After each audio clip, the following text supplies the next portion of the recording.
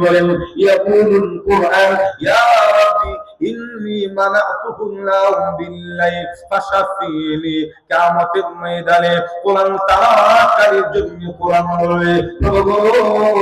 তিনটি কোরআন বানান গুলশানের মানুষেরা আব্দুল্লাহ আমাতুল্লাহ সুমাইয়া আমি কোরআনকে তেলাওয়াত করেছে আমাকে সম্মান দিয়েছে আমাকে মহব্বত করেছে দিবানিশি আমি আল্লাহ আমি কোরআনকে তেলাওয়াত করেছে ফাশাফিনি আপনি আমার সুপারিশ মঞ্জুর করুন দুনিয়াতে হাকিমের সামনে যেমন বলে উকিল তার মতকে বাঁচানোর জন্য সুপারিশ করে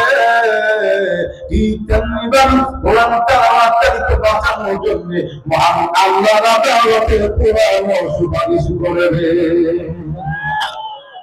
কোন বর্ণনাকারী বলেন হাকিমের সামনে যেমন বলে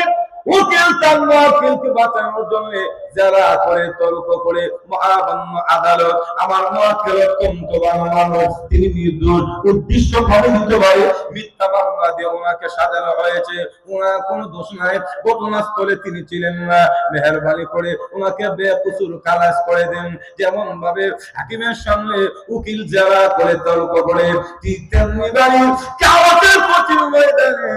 দুনিয়ার কোরআন তেলাওয়াতকে বাঁচানোর জন্য মহান আল্লাহ রাব্বুল কোরআন বারবার জানা করতে থাকবে কোরআনকে রেখে বলে প্রভু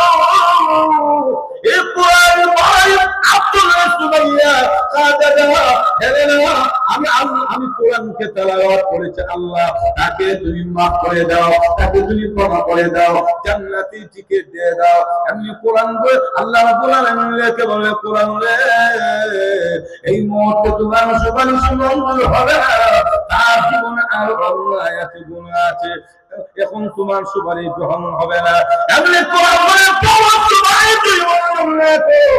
আমি তোমার কোরআন না আমি তোমার কালাম না আমি তোমার ভাষা না আচ্ছা বলুন দিদি কোরআন কার কিতাব এত জোরে বলেন না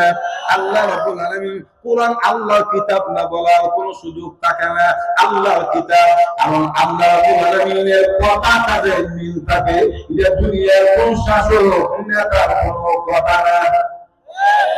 এত জোরে বলেন না আমাদের দেশে নেতারার কথা কাজে কিন্তু মিল নাই নির্বাচনের আগে এক কথা নির্বাচনের পরে আরেক কথা এটা হলো পলিটিক্যাল লেকচার বুঝলেন ঠিক না বাটপারি লেকচার দেখি যারা নির্বাচনের আগে খুব সুন্দর করে পাঞ্জাবি টুপি লাগায়